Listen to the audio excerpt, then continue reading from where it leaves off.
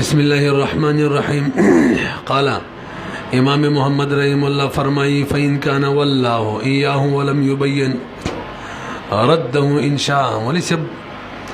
باب د مرابحي شروع دي تقریبا اتنه مسلم تر وسویل دي. مخکنی مسله کې دې خبره بیانو برګورې ټول چې ما د خالد نه کتاب اخیسته بزر روپۍ باندې بنېټا او به می بدی یوسف باندې خرڅولو او بیان د نیټې می ونه کومه وته ویل 10 روپۍ ګټه راکې 10 روپۍ ګټه راکې کتاب کې 10 روپۍ ګټه لیکلې و به چې د پته ولګېدل نه د خيار دی د ته پته ولګېدل چې مانه 100 روپۍ ګټه وکړل او د چې بزر اخیسته او د خو نیټه دار اخیسته او مال په نقد باندې به 1100 راکو ان کې شه دومره قیمت نو نیټه په وجه د زیات تخیسته نو موږ ویلو کنه د خيار دی کبه پورا پیسو ویلو کو واپس کړي. اوس دا صورت کې بتولیه کې وو څه مطلب ما د خالد نه بزر روپۍ کتاب واخیستلو مثلا شپږ میشتو بنېټا به مې په یوسف باندې په تولیتن خرج کو بزر روپۍ باندې او بنقدو او د دې بیان مې ونه کو چې ما په قرض واخیسته نیټه مې اخیسته به یوسف ته پته ولګېدل چې ته خو په نیټه اخیسته دي ما سه دوکه کړی نه د خيار دی په بزر روپۍ لیو کو واپس کړي او به هغه کې منګه خیره کې مسله ویلی و کله مشتری سره مبيع هلاک شوی پر روپۍ بادا کوي دلته یوسف سره کوم مبيع هلاک شولای مخ کې خرڅ کړي و رد نه کېدو نو به یوسف ته وای چې بای دوه قدر څه شوی د خبر حل نیټه په مقابله کې پیسې نه پر روپۍ ولا ورکا د خو مخ کې نه خبره وکنه وګورئ ته قال فإن كان والله كشريودا مثلا ز ما تولیه کړي و ایاه والله تولیتن می خرج کړو دغه غلام ایاه په یوسف باندې ولم یبین او ما بیان نو کړي ورته چې لکه ما بنېټه خسره بزر نرده ان شاء یوسف له اختیار دی کې واس پاس کوي واپس کول شي وجه سد لئن الخيانه في التوليه دلته تولیه کې خیانت وشو او تولیه کې خیانت مثلها في المرابحه دا ما غشان دي کم چې مرابحه کې وي لانه بناء على الثمن الاول ذکر تولیم مرابحه بشان بنای په ثمن اول باندې تاسو ورسېدلې او کچې دې تولیه کې دې سب نه هلاک شو څه مطلب به وره برا ما د خالد نواخصلو بزر روپۍ شپږ مشته نیټه کې یوسف باندې می تولیتن بزر روپۍ خرج کو نقد معنی به یوسف سره مبيع هلاک شولا وس بچکو بس وس ظاهر روایت دا دی چې سب مال پر زر روپۍ راکې وته وګوره وان کان کچریو د مشتری ثانی استهلکه د مبيع هلاک کړي وا ثم علم او به د بدولګدلا لزمه ب1000 حالت دمه لازم د دبا بلازم شوره بزر روپۍ حالي باندې لما ذکرنا وجه ولمن ویلی و چې نیټه په مقابله کې پیسې کمول نه شي چرګه تا خو بنېټه خستی او ما د پیسې کمی کما خو نقد درکړي البته امام ابو یوسف رحم الله روایت د دې برو ګورئ توجه نشه ما د خالد نه په زر روپۍ خستو نیټه معنی نمنګ بده سیو کو او به په یوسف باندې په نقد بزر خرڅ کړو یوسف با ما نخپل پیسې والی زر روپۍ واپس به وته ورکما به چې دې شي د نقد 2 روپۍ جوړېدل یا قبر الله راکی پوه نه شولې په اسمن به ته واپس کما او کوم قیمت دې نقد جوړېدل مثلا 800 جوړېدل 800 ابر الله به راکی اورا نبی یوسف رحم الله انه يرد القیمه قیمت به وته ورکی شیخ والاک شوی دی کنه مبي حالا کړه نسبه ما ته قیمت راکی 100 روپۍ جوړېدل مثلا 800 جوړېدل ويسترد كل الثمن ټول ثمن برانه واپس والی 0 روپۍ تاسو ورسېدلې د دې یو مثال لیدا براله راشي ان شاء الله په دې هدایت باندې زما قرض روپۍ پورې وی کرا زر هدایت مالا کوټه روپۍ راکړلې زر کوټه وی کمزوري وی ما ته پته نو ما خرج کړی رسره د بدولګېدل چې د ما سره دوکه کړی دا دلته مې مو یوسف رحم الله وای د کمی کوټه چې تما خستی دا به واپس ورکما او به خپل څنګه کرم ورکړی یا به علامه تاسو پوه شئ دغه مغیب شان شوکا او نذیرو دا کوم حکم مونږ ولګولو چې قیمت به یوسف ما ترای کیو اصل سمن برانه واپس والی دا نظیر د ما د هغه مسلې د استوف الضيوفه کله چې مثلا ز او پورا کما کوټه پیسې مکان الجیادی د کرو په مقابله کې دي سب مقدم کرو په زیبان دي هدایت نه عالم او به د چا چې دا کوټه قبضه کړی دي د علم راشي بعد الانفاق د خرج کولو نفس وسياتيك من بعد ان شاء الله تعالی دا بر راشي تاسو پوه شئ ګوره به وره یوسف باندې مې بزر روپے خرج کړو کنه پناقدو هغه سره مې بیا هلاکه کړی دا نو منګه اصلي مسله دا ویل چې بس یوسف مال پر زر روپے راکې امام ابي صفر رحم الله یو روایت دا شو چې نه جدي سی وو کی چې خپل پیسې به ما نه واپس والی کوم قیمت جوړېدل 800 700 900 بر الله راکې داسې وګنه یو بل راي اوري دریمه او دا دریمه مفتابه ده داسې به وکړو چې دا کوم مبيامه په یوسف باندې بازار خرڅ کړي دا به منګه معلوم کو چې د نقد یې څه ریټ دی او د قرض یې څه دی قرض خو د نقد خو د غزر دی د قرض یې څه دی مثلا 900 دی نسل به برانه واپس والی 800 دی 200 برانه واپس والی 700 دی 300 واپس والی همدا مفتابه راي ده وګورئ دا وقيل چاویلی قیل فقی ابو جعفر هندوانی دی یقوم بثمن حال دریشق یقوم قیمت به ولګي د حالي ثمنهم وبثمن مؤجل نتدارم فيرجو بفضل ما بينهما به بدا یوسف بما رجوع کی باغ زيتي چې کوم دي دوړو په منځ کې هغه ته ماته وې ترانه زيتي خسته دي تاسو په شولې ولو لم يكن الاجل مشروطا في العقد ولكنه منجم معتاد لكبر وګوره ما دي یوسف نه کتاب اخیسته دا د خالدنا دا شرط نه دی لګیدل چې زه تعالی شپږ میاشتې کې روپۍ در کومه 15 میاشتو کې میش کې خودم روا چې ما خالد دی ویل چې لکه بس هفته کې بدل خلکو ته څه یو ګرای هفته کې بل ګرای در کومه بازار مې ناخیس سره بس 200 روپۍ ګرای بدر کومه 15 میاشتو کې به پوره شي پوه شولې کنه نیټه شرط نه دی لګیدل ښا بس دنه می کتاب واخیستلو بازار اعمال اب تک به 200 روپۍ در کوم وجه صحیح ده به ما په یوسف باندې دغه کتاب په زر باندې خرڅ کو تولیتن یا په 1100 مرابحتن تاسو خبره پیږي نو ست دې خبره بیان کول چې ما په قسطونو اخیستره دا ضروری دی کنه دی نو یو روایت دار یو چې دې بیان بکې پیږي کله چې اورب دا جوړو چې زه خالد له د روپۍ به فلحال نور کومه لګي به قسطوار ور کومه دا اورب جوړو دا اورب چې دا داسې لګي چې باقاعده شرط ولګیدل المعروف کالمشروطي هم نه دی اوریدلی دا 42 دسمبر ماده ده کنه المعروف بین التجار کالمشروط بینهم دا 43 دسمبر ماده ده نو اورب دا جوړ چې زه به خالد ته فلحال نه نجمن قسطوار پیسې ورکوم دا چې لکه چې شرط ولګیدل چې شرط ولګیدل مخکنی مسلې بشان شول ما بنیټه خسته دي او دلته مې بنقد باغ ریټ ورکو او بل روایت دار چې نه مړه بس بیان ضروری نه دی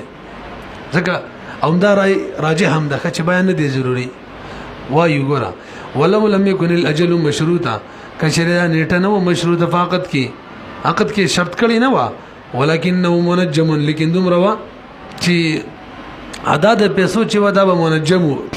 نیټه به کې منجم وا قسطوار اراګولو او معتاد دا معروف کې د تاجرانو عرف د سیوم نو سقیل لابد من بیانی چا ویلی دلته من بیان کی چاله کما غره قسطوار اخسته دي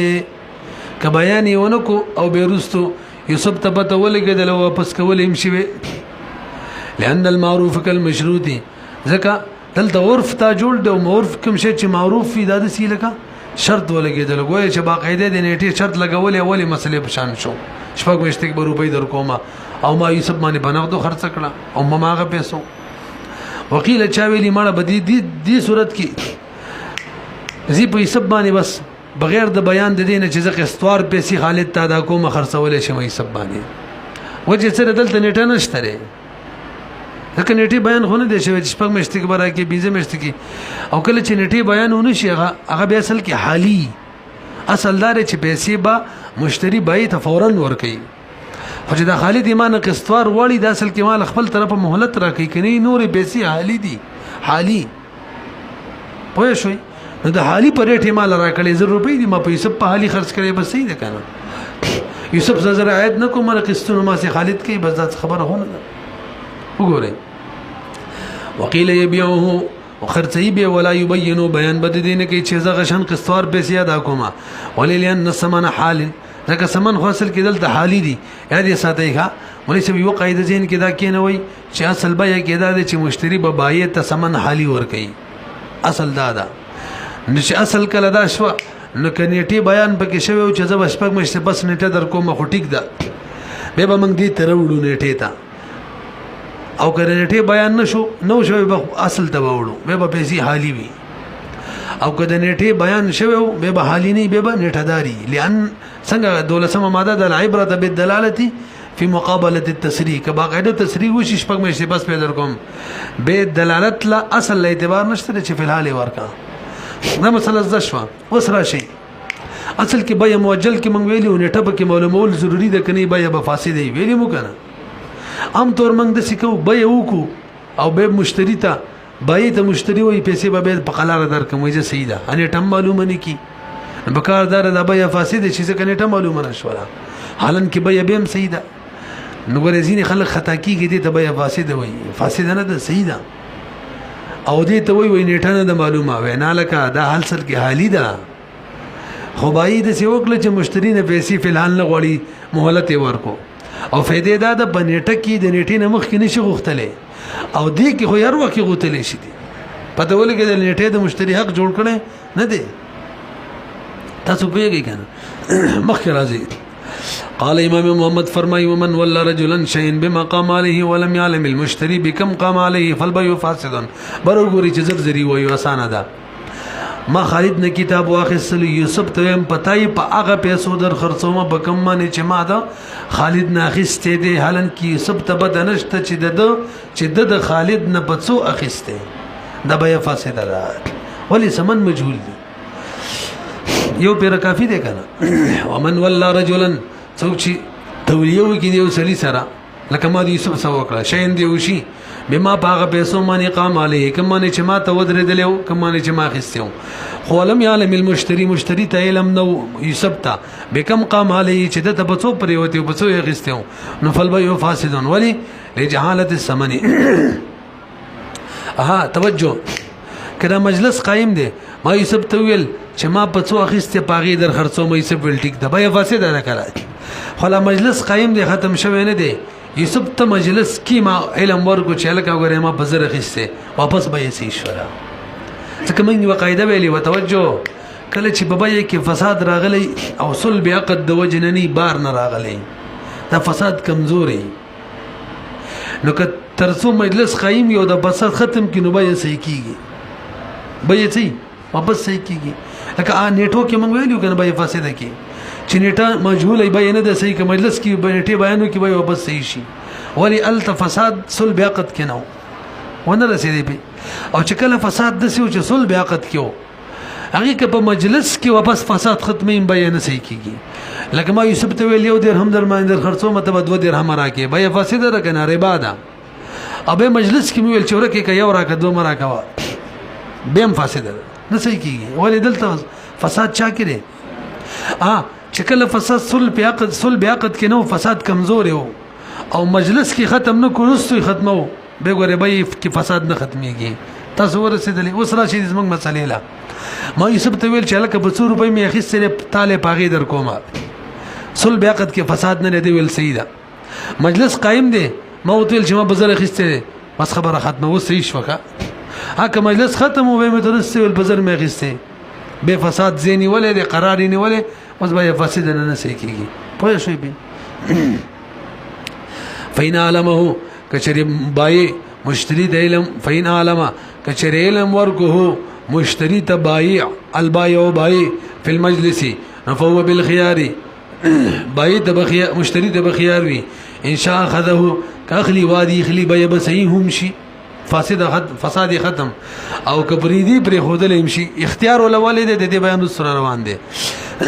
الکه مجلس کې چې بسمنو علم رااله دا بیا ولی صحیح شولا وی جی فساد لا قرار نو لیولې کنه مجلس نو بدل شوه او فسادم کم فساد دی کمزور فساد دی صلح بیعقد کنه دی لأن الفساد لم يتقرر ذکا غیلا تقرر ندینی ولې فاذا حصل العلم في المجلس کله چې علم حاصل شي مجلس کې جوړه کوي ابتدائي لقدي گویا د څه شول چې ابتدائي عقد وسوکلو په دغه روپو باندې اثر نه وي او کو پیسې معلومې دي وصار كتاخير القبول دې لپاره د مثال شو ما یې سبت ویل تمنه د کتاب ب 1000 روپۍ در خرڅوم نو کدا فورا وای ما تقبل دم سیدا او ترڅو مجلس قائم وي پاخي رکی وای ما تقبل دم سیدا مو ویلو کنه تر مجلس پوری خياري قبول وي دغه شان دلتم دي دا ودا شي لکه تاخير د قبول اخر المجلس پوری او بعد الافتراق او چې کلمه یوسف جدا شو رستم وته ویل ما بزر غیستو اگر روپۍ براکه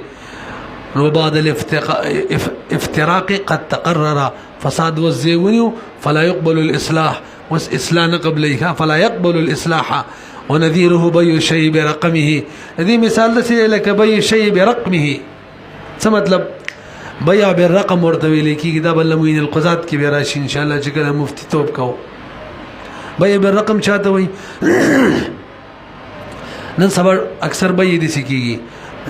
زه سب ته ویما چې بیا باندې کمریټ لیکل شوی دی پاغي در خرڅوم هیڅ ته پته نشته دی نو دغه حکم دار ک مجلس قائم وي او به ته پته ولګي چې دومره روپو شه دی او سټیک دا تکدل تم د سیمنګ ویل پوه شولې فساد کمزور او مجلس کی ختم شو او که مجلس ختم شو رسو ته پته ولګي دل چې الکا مبیا باندې کمریټ لیکل شوی غزر دی 2000 دی اوس فساد قرار ونیو به فاسد ده پتن لګي پوه شوي کنه ورسېدلې به نن سبا خېلې می کنه بس خلک شیروالي ریډ نو دغه کوي بای سره د غټو سټورونو کې پاګې باندې ریډ ګوري او پیسې ور کوي وتا ګوري ونذير بای شی برقمه بای د شیدا د غید لیکل موافق اذا علم کله چې مشتری د علم راشي په مجلس کې او سوال لري چې خيار ولې ورکه موږ متن کې ویل کنه چې علم ورته رااله ما خو ته ویلو چې ما په څو خستې باغې در خرڅوم حکم مو لګولو که مجلس کې د پیسو بیان شو جایز وي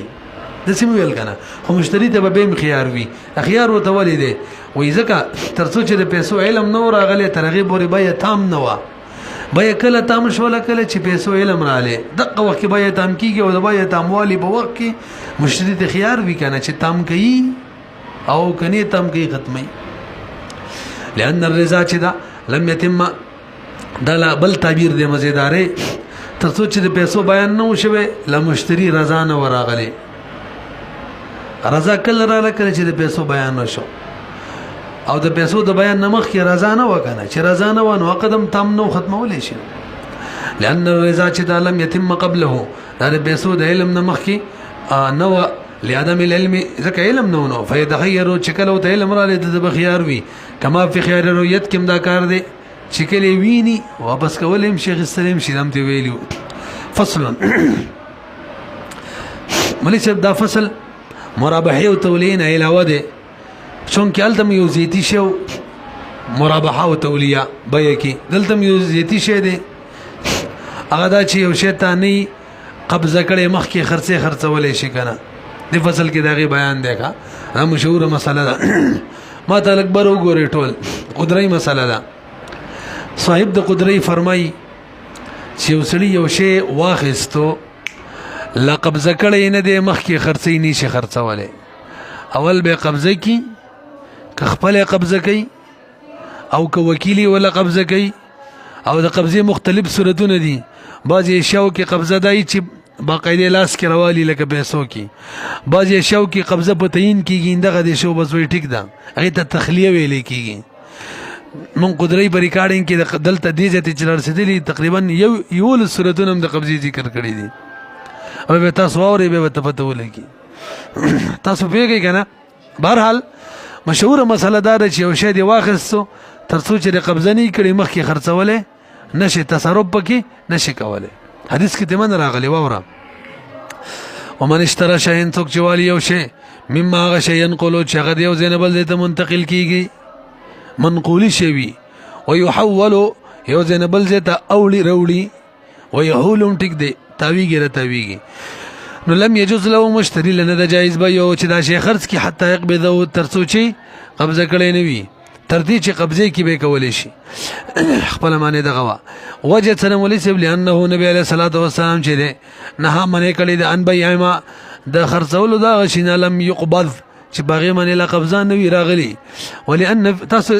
نقلی دلیل باندې پوه شوي صبا حدیث ته عقلی دلیل واوره توجه ما د خالد نه کتاب اخیسته قبضه کړه ملانه دی پیسې په خرڅوم د کی غرر دی غرر ما تاسو مخ کې د غرر بیان کړو غرر ویل کیږي غیر یقیني حالت ته لغوي معنی او د دې اصطلاحي معنی په اعتبار سره چې مبيع با مشتری په ملک کې راضي کنه به راضي دام غرر دی بای قدرت په تسلیم شته کنه شته دام غرر دی سمن معلوم سمن مجهول دي دام غرر دی غرر مختلف صورتونه وکنه د فتح تکمله فتح الهم په حواله ویلو ها تاسو نه خبر وتی برحال غوښ شو دا وسی بلا عقلی وجدا شول چې دې کې غرر دی څنګه غرر دی ما د یوسف نه کتاب اخیسته لقب ذکر مې نه دی وسی په خالد نه مې اخیسته دی لقب ذکر مې نه دی په یوسف ور خرصومه غرر پکې ولې دی یوسف ملک راتل غیر یقیني دي څنګه کچره ما تراله ما قبضه وکړه زما ملک تراله خو یوسف ته ملک راشي او کېدې شي چې زما ملک ته نه راغلی د خالد په قبضه کې شي هلاک شي زما ملک ته هم رانه شي به بدی سب ملک ته ملاړ نشي دا خو غرر شو چې ملک غیر یقیني شو ها تردد کې شو چې مشتری یوسف ته ملک راځي کنه برازي ځکه د احتمال شته چې دا کم اول بای دی خالد چې د په قبضه کې شي هلاک شي او بای چې اوله کوم بای دغه شي ختم شي لکه چې مبيع د بای بلاس کې هلاک شي بای ختم شي اورا ولأن فيه غرر انفساخ العقد او ځکه بده کې غرر د فسخ کېدل د عقد دی علی اعتبار الهلاک هغه دا چې د بای اول په قبضه کې مبيع هلاک شي د خالد په قبضه کې تاسو پوه شولې لګ برګوري جی البته دویمه مسله دی فصل کې کم غیر منقولی اشیاء دی لکه زمکه شوا کور شو پلاټ شو غیر منقولی اشیاء هغه کې شیخین رائے دار چې قبضه دی نه کړي کنه خرڅولای شي بیا قبل القبض هم پکې جایز ده تاسو پوه شئ امام محمد رحم الله ویني جی څنګه چې منقولی کې بیا قبل القبض نه ده جایز ده شان په غیر منقولی کې نه ده او داغه دلیل دغه ظاهري حدیث ته شالته مطلق ویلي دي چې بیا قبل القبض نه ده جایز فتوى الشيخين بقول النور خبركو ويجوز بيع العقار قبل القبض جائز دبي دزمكو نقبزين مخكي عند ابي حنيفه وابي يوسف رحمه الله وقال محمد رحمه الله امام محمد رحمه الله فرمى لا يجوز دغه دلیل سره رجوعا الى اطلاق الحديث نام تویلو کنه حدیث مطلق راغلی المطلق يجري على اطلاقه 63 نمبر ماده وا هغه ته رجوع کوي بل وورا په منقولی قیاس کوي شیخین ته وی منقولی کې تاسو نه مانی چې قبل القبض به یوشي غیر منقولی کې هم نه او علت مشترکه هغه عدم قبضه را بدواړو کې و اعتبارا بالمنقولی وصار او بل اجاره باندې قیاس کوي شیخین ته وی تاسو نه تبوس کوما یو شی یو دکان ما واخستلو یو کور ما واخستلو خالد نه لقبزه نه درا کړی او زه په کری باندې ورکوم یوسف ته ورکول شم کنه شیخین وی نشه ورکوله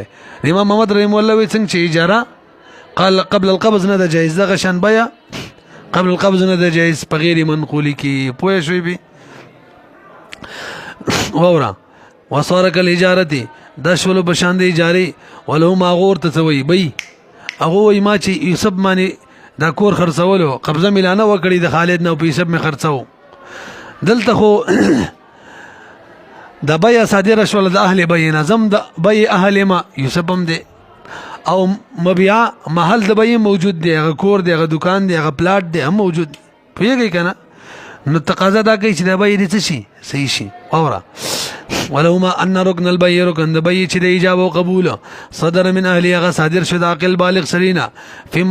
محل موجود دی چې هغه محل سره مبيع مملوک زما خو دې کنه اگر چې قبضه کړل مې نه د مملوک خو مې دی ولا غرر فيه غرر پکشتم نه دوکا مخکې صورت کې مونږ ول دوکا ده کنه ولی الته دا احتمالو چې خالد لما تنی را کړي خالد په قبضه کې هلاک شي نو غررو یوسف په ملک کې برازي کنه برازي غرر دغه ته ویلو کنه او دلته خو پلاټ د ازمکه ده دکان دی د دې د ازمکه هلاکیږي ازمکه کې هلاکت راتلی شي هغه نه راځي نه د غرر قصه به کې نشته لري چې پته نه لګي دغه مشتری ثاني چې د یوسف دا به مالک جوړیږي کنه نه دا کار دلته نه کیږي مالک جوړیږي ځکه هلاکت خطر به کې نشته هغه چې ازمکه به د څه زبانه و چالتلو هلاکت خطر و د سین بغاړه و ملته د شیخانم دا رائے ده چې به الته قبل القبضه نه ده جایز پوهیږي کنه پی وګورئ ولا غرر فيه ولان الهلاكت چې فی العقار پاقارو کې نادرون دا نادر ده بخلاف المنقول او نادر له اعتبار نه کنه العبره للغائب الشيء للغالب الشائع لا للنادر 40 نمبر ماده واخا بخلاف المنقول منقول شي کې د هلاکت خطروي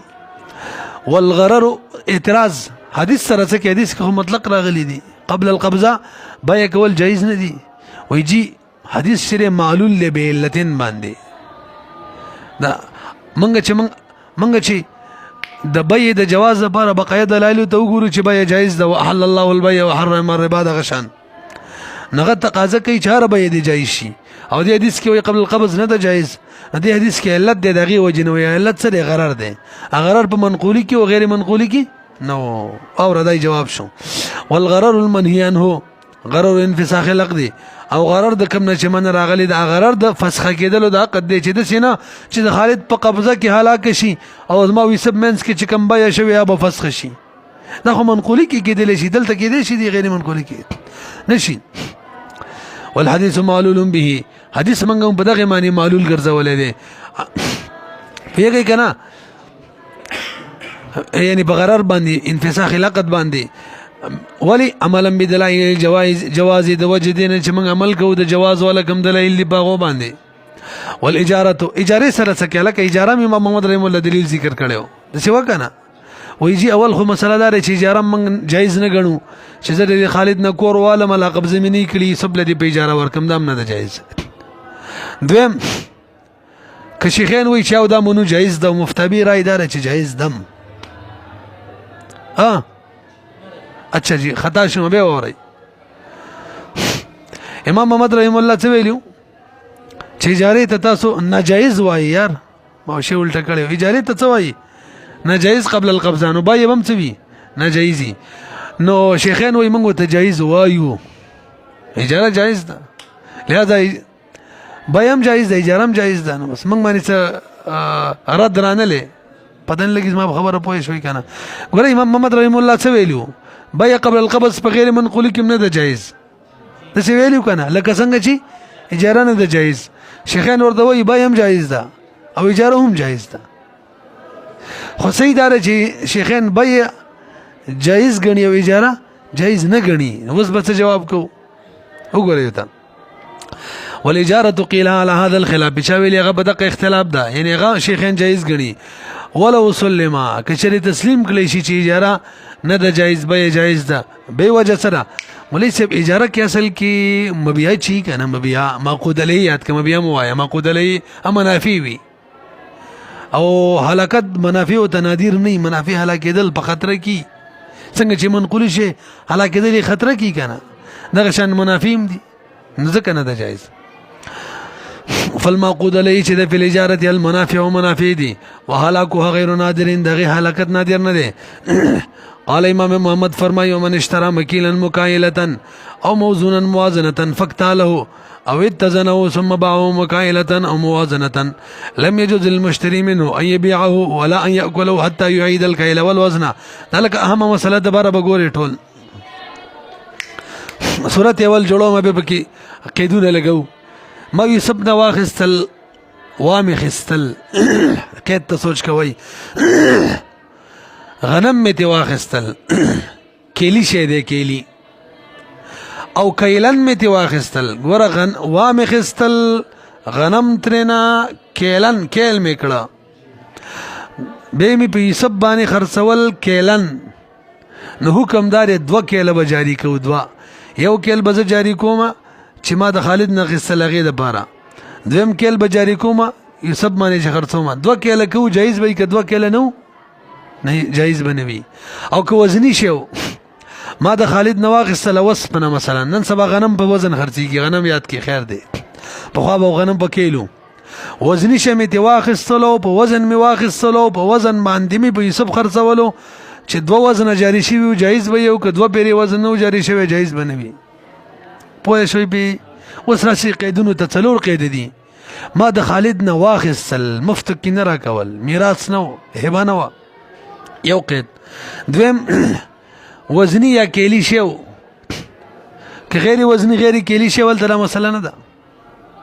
اول نو وایا که هبه یا میراث دا مسله نه ده دا مسله کله ده چې شراوي دویمه کیلی او وزنی شي که وزنی او کیلی نه به هم مسله نشته چې 2 پیری وزن کا څو شو 2 قیدا دریم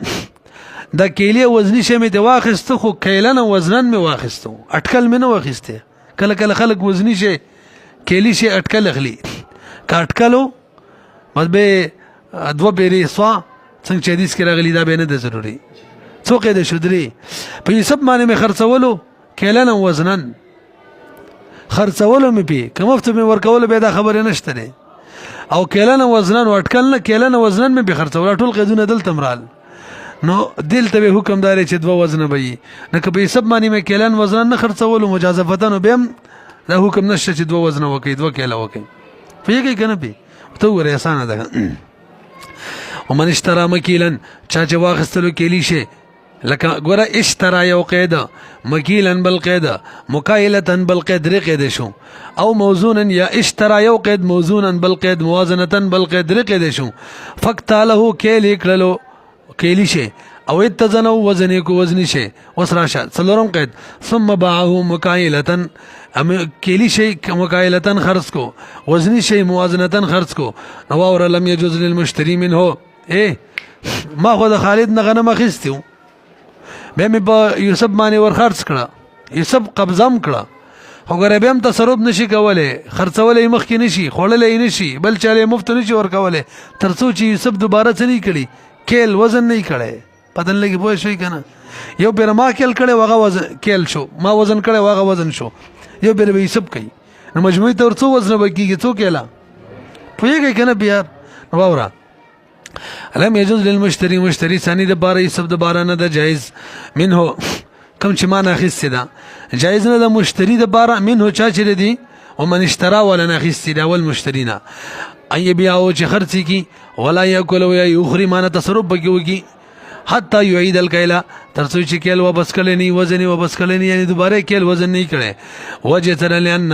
النبي عليه الصلاه والسلام چې نه منه کړي دا ان بي الطعام چې سړی طعام خرڅي حتی يجري فيه صاني ترڅو چې بدی کې جاری شوی نه څو سوا 2 یو سوا د بای دی خالد چې ما معنی را خرڅولو وصال المشتري بل سوا د مشتری دی یعنی چې زه یوسف خرڅو مزه به سوا کوم نو هر بای به خپل مشتری ته سوا کوي یو بیرما ته خالد وکم او به ز بای شوم یوسف معنی به بل به رزق کوم تاسو پیږئ کنه لګ برو غوري هغه صورتونه تیر وباسي کچری ما د خالد نه رغه غنم اخیستی وټکل ډیرو ما ته ول بزر روپۍ درواله مال سیدا وسې په یوسف باندې خرڅو مده کې 2 پیر کېل نه دي ضروري چې او پیر به خالد کو ما ته یو پیر به یوسف ته کوم څه اوس خو مکایلتن موازنتن بیان ده مجازبتن ده بخلاف ما اذا باعه بخلاف د دې صورت کې چې کله زبدي اچھا جی ما دا صورت ویلې چې ما د خالد نه مجازفتن اخیستی نبی ما د خالد منس کې کېل نه دی ضروری ښا بکه په یوسف باندې به موازنتن مکایلتن خرڅوم خو وزن بکو یو وزن شو بهم یو وزن شو او کما د خالد نه اخیستی مکایلتن موازنتن اخو به ما ته وزن کوي یو شو به زه په یوسف باندې ور خرڅوم مجازفتن به دوباره وزن نه دی ضروری بس مکه یو کافی دی دلته دا صورت بیانې ګورې وته بخلاف ما اذا باع په خلاف د دې صورت کې چې زی په یوسف ور خرڅوم مجازبتن اٹکل نو به پکې دوباره وزن نه دی ضروری الکه دا وزن ولی دوباره ضروری دی ځکه عقلی وجه شته وي او کنه تاسو ماته لګ متوجه شئ وزن ځکه ضروری دی کې دې شي د خالد نه ماته څه زیاتی راغلی د نه ما 1 کیلو خستل پاوند 1 کیلو راغلی وسې په یوسف باندې ور خرڅوم وزن نه کما نو زه به خپل شم خرڅ کم 1 کیلو اخو زماو ورسره د خالد والا به خرڅ کم او پردې شي خرڅول جایز دي دیو جنا کیل وکه چې کم زیتی وکنه زیتی 1 کیلو نه اب زه حساب باندې خرڅوم خالد اصل مالک ته به واپس کما پوه شولې کنه به وګورئ تا لأن زیادت له زکه تغره کنه بخلاف ما اذا با مجازفتن ده کنه لګو ګورئ کما د خالد ناخص وټکل وسی په حساب باندې ور خرڅوم دا صورت بیان کړي ما د خالد نه څنګه خستیو اٹکل می خستیو به یوسف باندې ور خرڅوم او کېل میل یو پیر جاری شو یو پیرم نو اٹکل می بده باندې خرڅولو او جایز د ولی ځکه دنه ما کله اٹکل واخستلو کله کو کډې ټول می ته خستیا چې زما ده او یوسف باندې اٹکل خرڅوم کله کو کډې ټول لاغه شو بس سبا خو به نه کوي کنه ونه رسیدلې به لأن زیاده ځکه دی وخت زیاده چې له دا د اول مشتری دی زما دی بس خپل شی له باغې ور خرڅوم او بخلاف ما اذا باع ثوب مزارعه لأن زیاده له لګبر وګورئ په خلاف د دې صورت کې چې ما د خالد نواخصه کپڑا په غزونو الګ الګ غزه کپڑا دا په 100 روپۍ مثلا په 100 روپۍ هغه کپڑا یو لږ غزه وختله دا مثلا مخکې تیر شوی و چې لږ غزه کپڑا د بلز درهم هغه یو لږ وختله دې صورت کې د یو لږ وړه غزه به د چای د مشتری وای ویلی مو کنه ولی دا وسب دی وسب زیاتوالی باندې پیسې زیات کیږي نه یادم نشي یار خبره هم کړې وی کنه غس په کپړو کې سره وسب دی دا ویلو ها یو صورت کې دا غس چې د اصل ګرځي چې فی غس پیسې بیان کی پلس درهم لس غزه فی غس په 1 درهم دغه صورت کې زیاتی به واپس خالد ته ورکوم دا سی وکنه وا بهرحال وخت شوی دا ما د خالد نه کپړه واخیستل لس غزه بلس درهم ایو لس غزه وختله او من غاز نکړل او به می ډایرک په حساب خرڅول جایز ده کنه او جایز ده وای ولی لکه وای دلته چې دا کم زیتی راغلی څه باغ نه کې اسیم زما ده دا خبره کې نشته چې خپل شي پر دې شي خرڅي وګورئ وبخلاف ما اذا باع ثوبا هغه دا چې خرڅوم کپڑا مزارعتن په غزونو باندې لئن زیاده د دې صورت کې زیاده چیرې لو واسم د مشتری اول لیکه زما ده خپل شي خرڅوم خو ګره دا خواني خبرې دي ما تاسو ویل نن سبا غزونه چری دا وسب نه ده پاتې شوی د اصل ګرځیدل دي زیتی کپڑا چرای شي به واپس کوي ورته پوه شوي بده معنی لہذا دلته به بدی کې هم هغه حکم جاری کیږي چې نه به جایز مگر دا چې دوباره غس کی اذا زرو وصفا في الصوب دا زره خبره ده بخلاف القدر ها قدري شي چې دا اصل مخکې مونږ ویلو قدري شي 1 کیلو په زمانه 1.5 کیلو وخیږي یو د سل قبيزه په زمانه یو لسبان د سل قبيزه وخیږي دا ویلو کنه هغه مقابله کې بشیرت له حاصلو هغه کې حکم دا چې زیاتی وخت له واپس بای ته ورکه ویلی مو کنه بخلاف القدر ولا معتبر بكل الباي الاكبر وګوره کله چې شویو چې ما کله د خالد ناخستل غنم ما کېل کړه او یسب مخه ولاړو خو یسب سر ما بای ما نه وشوي د بین مخکې ما چې کله د خالد نه راوړل کېلم کړل یسب په حضور کې می کېل کړه هغه نه پس یسب یسب ور خرڅوم او نه کېل کوم صحیح ده کنه وای نه ده صحیح ولی زول کېل کافی نه وای خو تا او د خالد ترمنځ وت اگر چې یسب ولاړو خو به مغه نه ده کافی ویږي بي اوره یو صورت بګیدار علي ولا معتبر بکیل البایع اعتبار نشته کېل د بایع لرا قبل البایع د بایع مخکې یعنی زی په یسب ور خرڅوم زبایع مو یسب مشتری دی کنه او ما چې کله د خالد ناخستل دی وخت کې ما کېل کوله زبایع ما زه مشتری ما خبر هل یسب معنی بایع جوړېږم کنه نو زه چې بایع جوړېږم یسب لا ما چې د خالد نه رخصله ما کېلم کړله خالد یوسف هم ولاړو پیږي پی خو بهم چې په یوسف رسول ور خرڅېږم بای جوړېږم از ما غزول کېل چې نه دی کافی وین کان به حضرت المشتری اگر که مشتری حاضرو وجه دا حدیث کې ویلي دي چې 2 کېله بچلېږي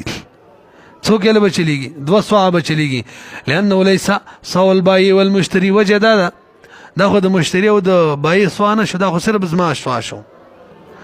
د بای سوا شو چې ما د خالد نه وکړو کېل شو باقي سب چې ما نه غسل هغه کېل کړي او هو شرط حالانکه دواړه شرط دي ولا بکیله بعد البیع بغیبت المشتری. بر وګورئ ما د یوسف خالد نه غنم واخیستل، بیا مې په یوسف باندې ور خرڅ کړه، یوسف غایب و. توجه دا دویم صورت شو. او خالد ته مې ویل چې راشه ماته کیل کا کیل کړه. ګوره یوسف نه مې ور خرڅ کړی و، د هغه د بیې نه پس مې کیل کړه، خو یوسف حاضر نه دی. پوهېږئ دې صورت کې زه اوس یوسف پکې تصرف کولی شي، مخکې خرڅولی شي که نه؟ وایي دې کې هم نه شي. پتن لګي خوانې درکو که نه؟ پوه نه شئ بې. ګورې ښه ما ته لږ متوجه شي. مجموعي صورتونه څلور جوړېږي. ښه یو دا دی چې ما خالد نه واخیستله، ما ځان ته کیل کړه یو، بیا مې د هغې نه پس په یوسف خرڅوله، یوسف ته مې کیل کړه، هغې نه پس یوسف تصرف کوي کولی شي. بس دا یو صورت شو، همدا په کار هم دی. پوه شولې بې. دویم صورت چې موږ وختي بیان کو هغه دا و، ما خالد نه واخیستله چې کله مې کیل کوله یوسف حاضر و، بیا مې هغې نه پس په یوسف ور خرڅوله، نو یوسف تصرف نشي کولی تر څو چې کیل کړي نه وي. څه صورت شو؟ دوه. دریم صورت ما د خالد نه واخیستله، کیل مې هم کړه ځان ته، بیا واوره ما د یوسف خالد نه واخیستله. دریم صورت بیا مې یوسف ته ویل په تا یې در خرڅوم، ویل صحیح ده، ور خرڅ مې هم پې کړله. پوه شوئ پې. د یوسف د خرڅېدلو نه پس یوسف نه و حاضر، ما کیل کړله، دا نه و حاضر. اوس یوسف تصرف کولی شي؟ وایي نه نشي کولی، نه خرڅولی شي نه خوړلی شي، تر څو چې څه نه وي نو باره کیل نه کړي. ولې دلته خو د یوسف د خرڅېدلو نه پس کیل شوله که نه؟ یوسف مشتری ثاني چې حاضر و نو دا کیل کول خو داسې لکه تسلیمول ورته، او تسلیمول کله کېږي چې سړی حاضر وي، نه چې یوسف حاضر نه و دا تسلیمول صحیح شو، کیل کول هم صحیح نه شو، دوباره به کیل کوي. څه صورت شو؟ درې یو لا پاتې دی. ګورئ ته کوم دی ته ورسېدلو یار. ولا بکیله بعد البیع،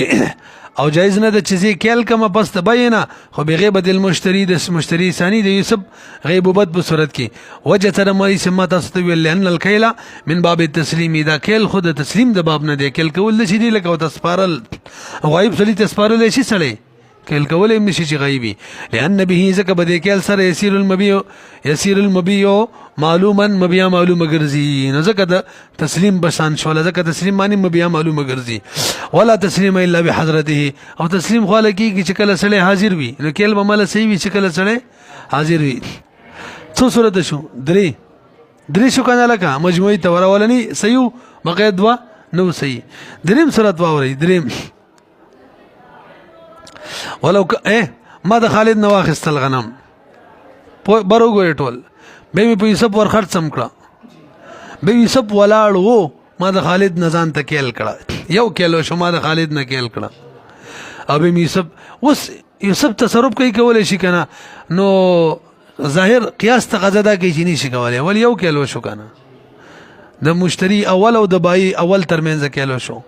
د مشتری ثاني او د بای ثاني ترمنځ کیل شوی، زما او د یوسف ترمنځ نه دی شوی. قیاس تقاضا کې دام دی، جایز نشي، تصرف نشي کولی یوسف مشتری ثاني. پوه شئ پې. خو صحیح دا د مولوي صاحب دلته جایز ده چې کله ما د خالد نه واخیستله، بیا مې په یوسف باندې ور خرڅه کړله، بیا یوسف حاضر و، ما د خالد نه کیل کوله، خو بس مو بیا معلومه شوله که نه خالد یوسف ولاړو کیل کوله مې ډایرکټ مې غله ورکړه، یا مې نه ده ورکړې، پکې تصرف کوي کولی شي. اورئ ولو قاله البایع، کچری بای یعنی زه چې ما کیل کړله بعد البیع بحضرت المشتری، یوسف ولاړو دویم مشتری، فقط قیل چا ویلي لا یکتفا به، بدې مې اکتفا نه کېږي، ولې لظاهر الحدیث، حدیث کې خو څو پرې کیل راغلی، فإنه اعتبر صاعین، اعتبار څول ورکړي 200 لرا، خو سیدار انه یکتفا به، بدې به اکتفا کېږي، ولې لأن المبيع چې د مولوي صاحب صار معلوما بکیل واحد، دقه وجه ده دا کیل چې ما د خالد نه کو کنه د بای اول نه مشتری اول کولو، نه دی وخت کې بس شی معلوم شو، بس کیل کول یوسف هم ولاړو. وتحقق معنى التسلیم، د تسلیم معنی متحقق شول، ځکه موږ ویلي کیل کولو کې مقصود څه تسلیمولي، نو کیل دغه په مخ کې وشو، لکه هغه په مخ کې تسلیم وشو. اوس اعتراض وکړه هدایته، حدیث سر بس کې حدیث کې خو څو بیره سوا کول راغلي دي، دلته خو یو بیره شو. نو صاحب د هدایت فرمای بر وګورئ، وای حدیث چې دا اصل کې بیا سلام سره متعلق دی. چا سره؟ څه مطلب بیا سلام ما ته وښی، ما معنی خالد غنم را خرڅ کړه او ما ته ویله طالب روپۍ فی الحال راکبه سلام کې به پیسې فی الحال ورکې ما ول 100 روپۍ فی الحال ورکړلې من غنم می ته واخستل او د من غنم به د مال شپږ مې سه بس راکې دې ته به سلام وای کنه به چې کله شپږ مې پوره شولې خالد سره غنم نو د سی وکړه چې دا یوسف نه واخستل یوسف ویل چلکا من غنم مال راکبه دومره روپو باندې او به ته زیات کړه مدل ورکا ما ته ویل چې یوسف نه وصول کا دی صورت کې دوه کېله وکړ دي یوسف له چې زور علما غنم می ته وصول ول حدیث کې دې بیان راغلی دوه کېله وکړي څه مطلب یو پیربا یوسف چې کنه کېل وکړي دې بار چې خالد مانی خرڅ کړیو ابل پیربا کېل دې بار کوي چې خالد مال قبضه راکې لکه چې خالد په مارا خرڅي زړه بیا ده د اصل کې څو بې دي دوه بې دي یو د یوسف بیا ده په خالد باندې او بل خالد بیا و په ما باندې زړه بیا وکنه هغه کې قبضه پاتې و قبضه په حکم د نیو وخت کې وای چې دوه وخت دي زکه دوه ثواب کار دي پیږي کنه به ومحمل الحديث اجتماع الصفقتين غاله چې کله دوه صفقې راشي علامه نبین په باب السلام ان شاء الله دا باب السلام کې بر خیره بیانو تاسو په پوه شولې کنه دلته څو صفقې شولې اصل کې دوا یو خالد واخصله د چانه یوسفنا غیر بارکل پکار دی به خالد په مار اخر څولا خو چې لکه دا به مخ کې شوی و نو قبضه پکې نه وي شوی او قبضي حکم نه چای نه وی قدیم ولو اشترى المعدود عدا فوق المزروع فيما يروى عنهما لک برګوري جی که سلیم معدودی شیخ لی بشمیر باندې نو وی هغه کې وی دغه حیثیت د سره لکه مزروعی شی یعنی هغه وزنی او کیلی نه دی هغه کې دوه پیری کېله وزن ضروری نه دی دنه ما غزان واخستل 100 روپۍ باندې 100 دانی او شمیرلی ملانه دي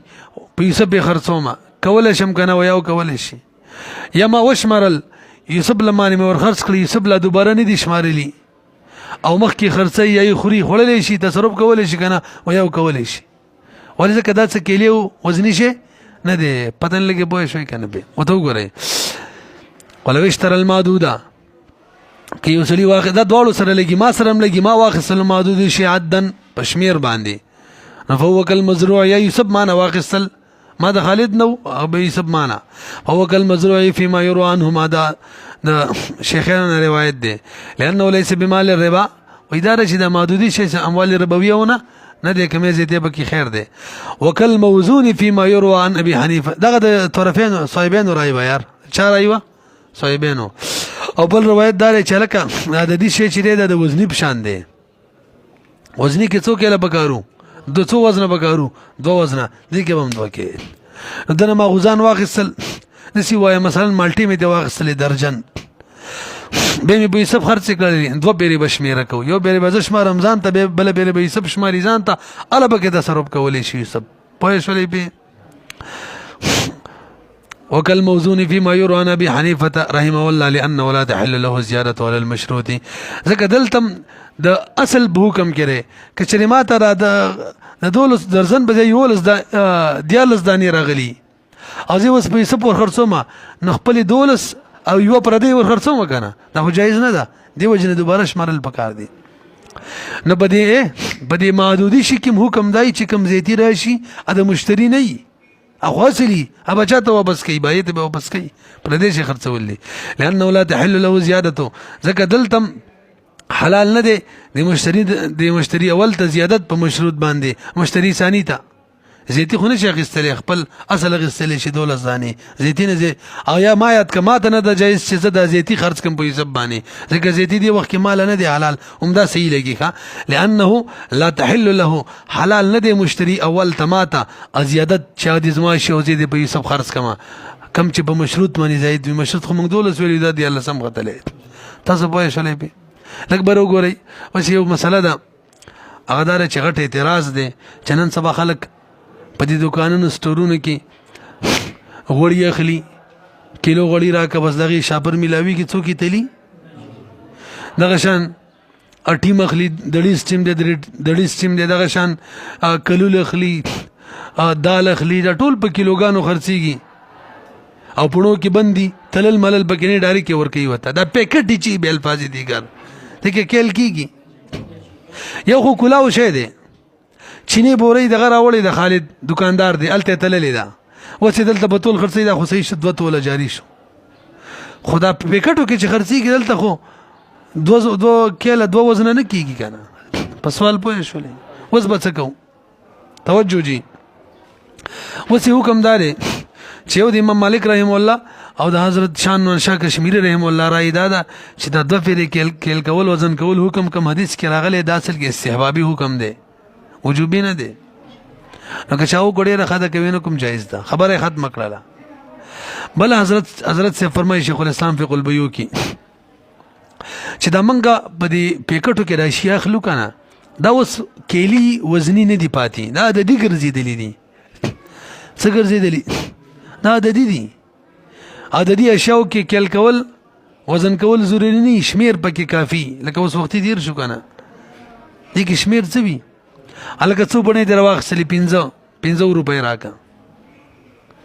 کېل کول پکې ضروري وزن کول پکې ضروري نه دا د دې ګرځېدلې دي نو سوال دار به لیکلي ولی چې من دی او دړې دا او په کیلو دا دوه کې په ولې لیکلي دا ډیره بار لیکلي چې دا غټ دی او دا وړو کې د دې زیاتره د دې کم نه ډیره بار لیکلي دا وزن چې کم لیکلي دا ډیره بار نه چې وزنی دی دا ډیره بار چې دا وړو کې او دا غټ دی دا ډیره مزیدار راي ده حال به جایز شي پوه شولې پی